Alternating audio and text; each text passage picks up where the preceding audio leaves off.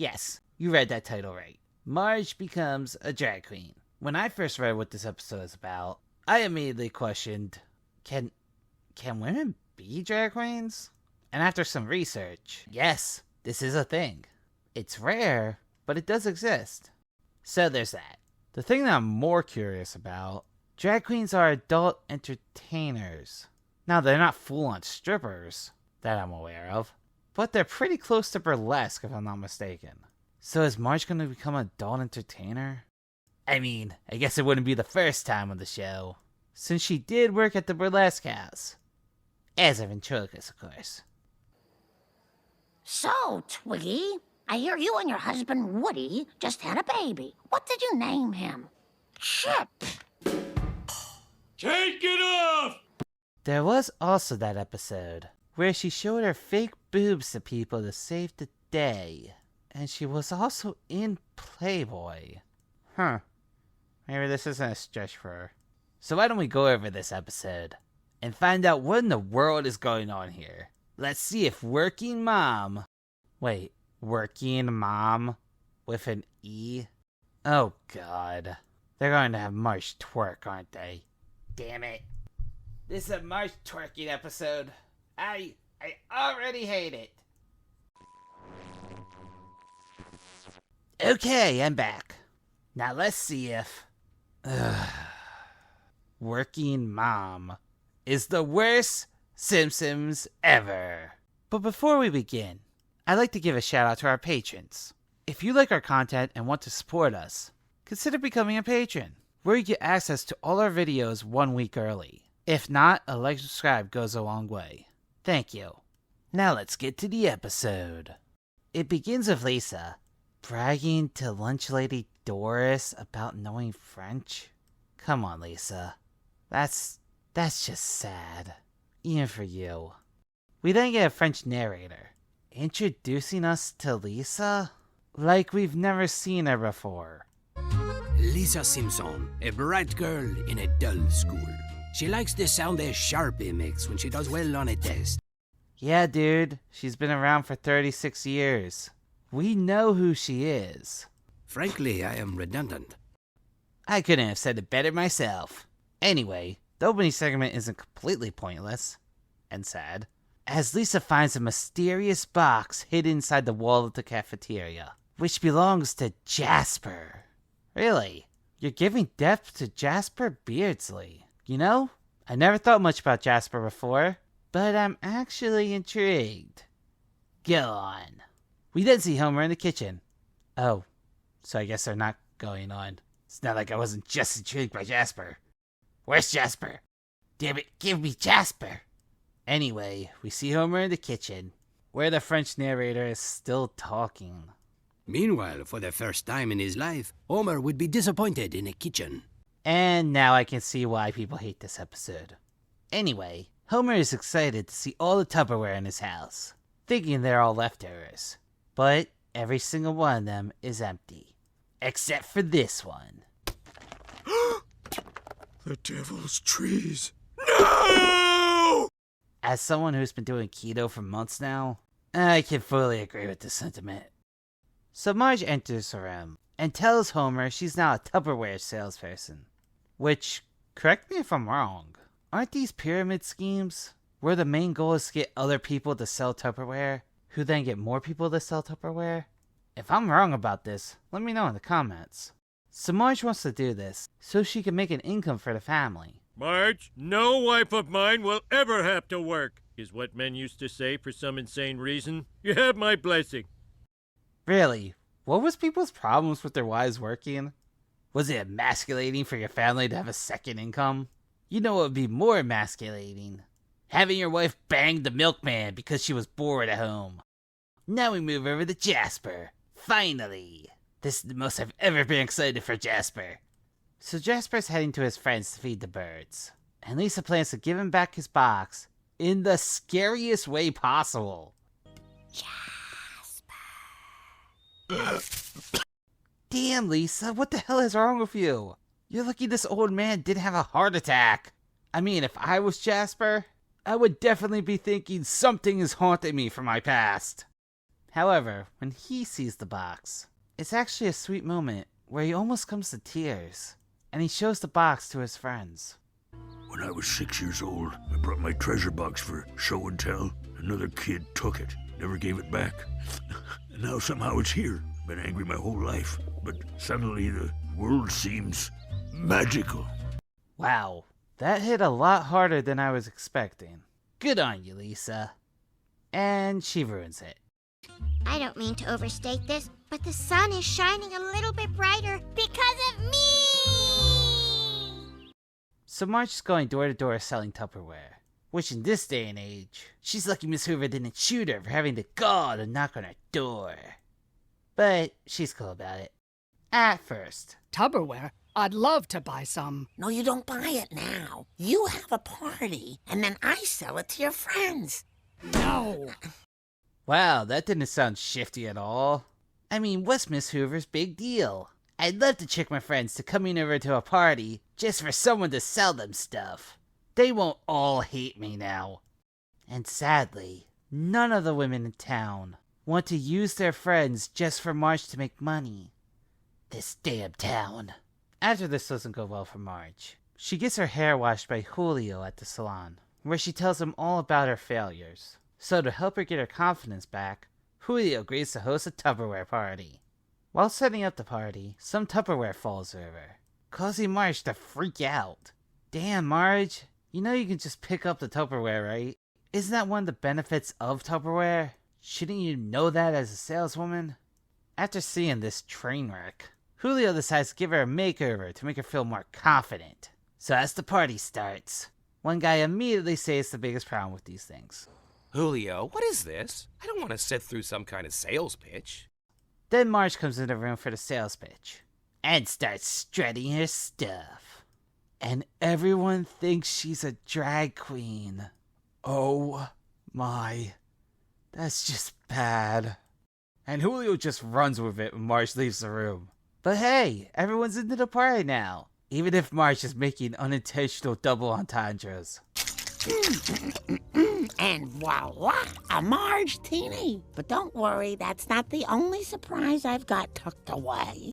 And the party is successful.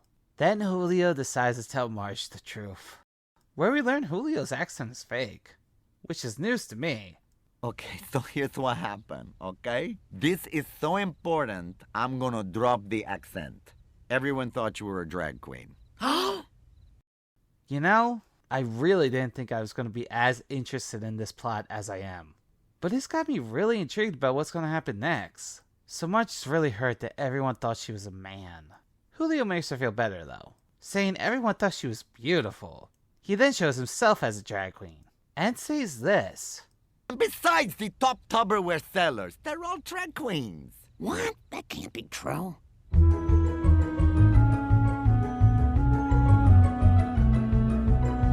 Huh. The more you know, I guess. And Marge is in. And I'm for storing bread. All the bread you're gonna make selling Tupperware. Did you just high-five that bowl? Be cool, Marge. Be cool. We then see Lisa in her bed, still proud about what she did for Jasper, and thinks to herself she wants to keep this feeling going. So Lisa sets out to get high, making people happy. Her first target is Kurt and Luann, as she plans to rekindle their marriage, even though they're already rekindled and remarried. Okay, so what's Lisa gonna do? Oh, it's just a simple little plan to sabotage their marriage. What the hell is this? It apparently works, because Luann is a jealous bitch. Kirk is her man, Shauna. You stick to elementary school students. Lisa then moves over to Gil. Next, Lisa helped Gil, Springfield's Pepe Le Pew, minus the charm. So, he's a sexual predator? I never knew that about Gil. A lot of people are getting depth in this episode. Anyway, she gets Bart to help her take all of Gil's handouts, which gets him paid, so he can spend his time relentlessly hunting down women who aren't interested in him. Good job, Lisa. She then sets her sights on Skinner, to make his mom believe in him again. Or, for the first time, I guess. I have to get this fake diary into Skinner's house. Here's a key. Here's a floor plan of the house. Oh, here's some tuna. I'm making this cat really fat. Lisa hides the fake journal in his house. And it totally works. Plus, look at that chunky boy. Give a thumbs up for the fat cats. Julio then takes Marge to a drag club, where RuPaul guest stars. And he isn't playing himself, which is refreshing for The Simpsons. But it's still this. Honey, I spend half my day getting up and the other half getting down. Oh, Kerr! I did get a chuckle out of Mel being Lobo Peep. But damn, Mel is short. Marge and Julio have like a full foot on him. Then we see the drag performance. And if you thought this episode wasn't gonna have a singing section, you haven't seen any of my Worst Simpsons Ever videos. So this song actually isn't that bad. And Marge gets her confidence, which we see on display at the store, where Helen Lovejoy is trying to be the typical catty bitch she is. But Marge has her number. Why are you so bitter, Helen? Is it because your husband would rather play with his toy train than with you? Oh. All aboard! Not Helen! Damn, Marge! Tell her how you really feel. You better beware, Bart. Mom just grew a backbone. Also at the store, Lisa sees her handiwork in action, and everything seems to be going well. Until the next day, where Agnes uncovers that the journal is a lie, and Skinner uncovers that the journal is a thing, leading Lisa to confess immediately. She folded faster than an automatic folding chair. And Agnes turns on Skinner, causing Lisa to run off crying. Homer then comes to the bar, flashing fat cash. In Tupperware, of course. Where Lenny and Carl are mocking him without telling him why, leading Moe to give him an address to uncover the truth. Where Homer discovers what Marge is up to, and reveals her secret. This dude is just a dame. And he immediately regrets it, after all their customers start walking out on her. Later at home, he writes her an apology speech. But Marge wants none of it, because he made her lose her confidence, and she storms out of the house. She comes back in the middle of the night, where she hears Lisa crying in her room about what happened with the Skinners, and her role in it.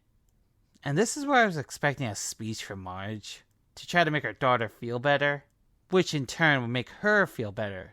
But no, that doesn't happen. They just end the scene on that depressing note, with the next thing you see is Lisa still feeling awful. But she gets a secret message in her tater tots. And what does she find on the roof? Jasper, who saves the day. And everyone else she helped, who all want to have lunch with her, which is a sweet moment. Despite the fact, I still think she didn't do much to help Kurt and Luann. Also, do you see the way Gil is looking at Agnes? I think we just found Pepe Le Pew's cat. Which, knowing Agnes, I think Gil's about to be in a world of hurt. This old lady can mess Gil up. We then see Homer at the bar, upset about Marge. Homer, we're sorry we razzed you. We were just trying to hurt your feelings. Wow, you guys are just dicks. I am so sorry. I don't know what I can do. Nothing you can do. Change your name, glue on a wig, and find yourself a new woman. That's it! Mo, you're a genius! Wish me luck! I think we all know where this is going. We then see Marge at the drag club, where she apologizes to everyone for lying to them about being a man, where they reveal they knew she was a chick this whole time. Marge then calls Homer selfish and says what he did was unredeemable, which Homer has done a lot of bad stuff on this show, but is this really the worst thing he's ever done? Come on, Marge, that's just being melodramatic. But nope, Homer's unredeemable, until he totally redeems himself by, as you could have guessed, becoming a drag queen. Please don't start twerking. And the episode ends with them dancing together. Just kidding, the episode ends this way. So, miss, are you alone? It's me, Homer. Hmm? Oh, all the good ones are either married or Homer. So let's just get into this. Is this the worst Simpsons ever? Absolutely not. This is actually a great episode. I honestly can't really think of why people hate it so much. I really enjoyed this plot. And while the beginning was lacking in jokes, it really picked up towards the middle. The only thing I would say that's bad was the French narrator. He was completely unnecessary and rather annoying. However, he wasn't in it for that long. And of course, the biggest glaring problem with this episode is that it needed more Jasper. I was expecting a full-on Jasper subplot, but no, nothing. But that didn't actually hold the episode back. This was just really entertaining and fun to watch. I'm actually going to give it the highest grade I've given any episode I've reviewed so far for the worst Simpsons ever. This is a solid A. It was a great episode, and there was no twerking. I was really concerned about it at the end. I mean, would you really be surprised if they made Homer start twerking? So in the end, I recommend people go watch this episode. It was surprisingly great. Here's hoping the next episode I review is as good. It won't be. I've already seen it before. It's really bad. And what episode is that? Well, it's an episode where they make Grandpa question his sexuality, all in the attempt to win an Emmy. Yeah, this is one of the biggest Emmy bait episodes the show has ever made. So stay tuned for that, and thanks for watching.